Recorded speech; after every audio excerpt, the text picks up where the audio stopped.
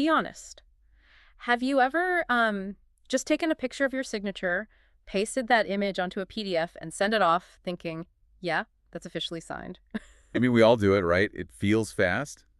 And, well, it looks official enough for most day-to-day things. Right, but when you scale that up to high-stakes governance, that little copy-paste shortcut becomes, frankly, a massive vulnerability. So today we are taking a deep dive into some recent research by Aries Chan looking at the architecture of digital trust.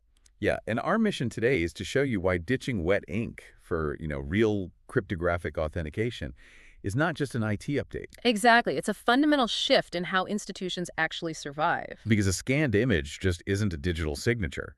I mean, there is no underlying mechanism proving authenticity. So You're essentially slapping a sticker on a document, which leaves paper-based or even loosely digital workflows highly prone to forgery. right.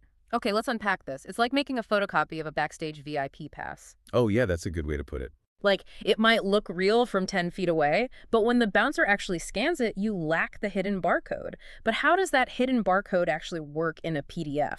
Well, we hear terms like public key infrastructure, or PKI, thrown around a lot without really knowing what they mean. Think of PKI as like a digital tamper-evident wax seal. Okay, a wax seal. Yeah. When you use a true digital signature, use a private key.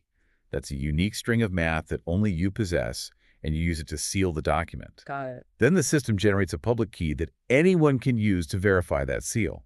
What's fascinating here is that if a single comma in that document is altered after you sign it, The math no longer matcher. exactly, the seal shatters. Oh, wow. So it's not just verifying who signed it, it's actually locking the exact contents of the document at that specific millisecond. Yes. Which leads right into what Chan's research calls the forensic security pivot. Right. So basically shifting from asking, hey, did someone hack our email, to can we prove in a court of law exactly who touched this document and when?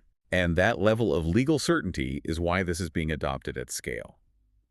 To see what this looks like in practice, Chan points to a massive legacy bureaucracy currently undergoing this exact transition. Wait, you mean the Sangguniang Panlalawigan? Yes, the provincial legislature in the Philippines.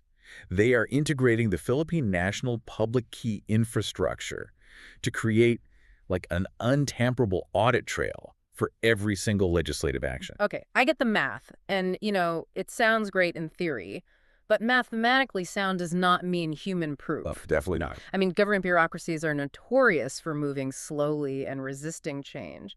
So what happens if someone loses their password or their digital certificate expires? Doesn't this whole hyper-secure system just bring the legislature to a grinding halt? Well, yeah, it is a massive risk. I mean, Yeah. you can mandate a new tech tool all you want, but if the primary signatories get locked out, legislation stops. Right. Chan's roadmap emphasizes that overcoming this human bottleneck requires what he calls cybersecurity diplomacy. Cybersecurity diplomacy.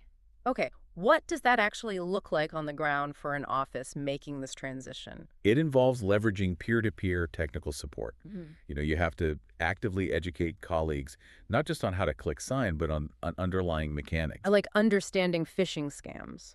Exactly. Things that could compromise their keys. Furthermore, you have to run comprehensive audits on the installation process itself. So, like, troubleshooting those technical hurdles before the legislative cycle even begins. Precisely. So it's really a leadership opportunity, using your own digital operations background to champion the modernization of legacy systems. But what does this all mean for you, the listener, even if you aren't working in a provincial legislature? Well, this transition illustrates how security is actually the foundation of speed.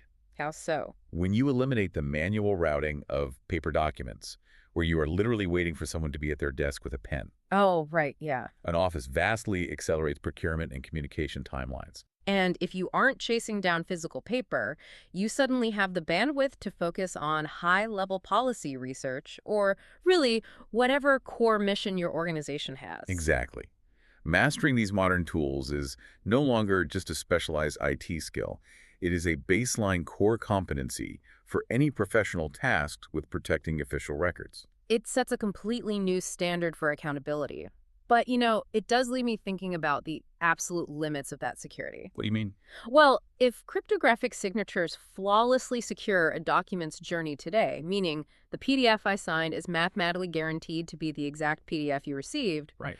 how might future governance systems verify the absolute truth of the information within that document before that digital wax seal is even applied? Ah, because a perfectly secured lie is still a lie. Exactly. So the next time you're tempted to just, copy and paste a JPEG of your signature, remember, true digital trust is about a lot more than just making it look official. It's about proving it.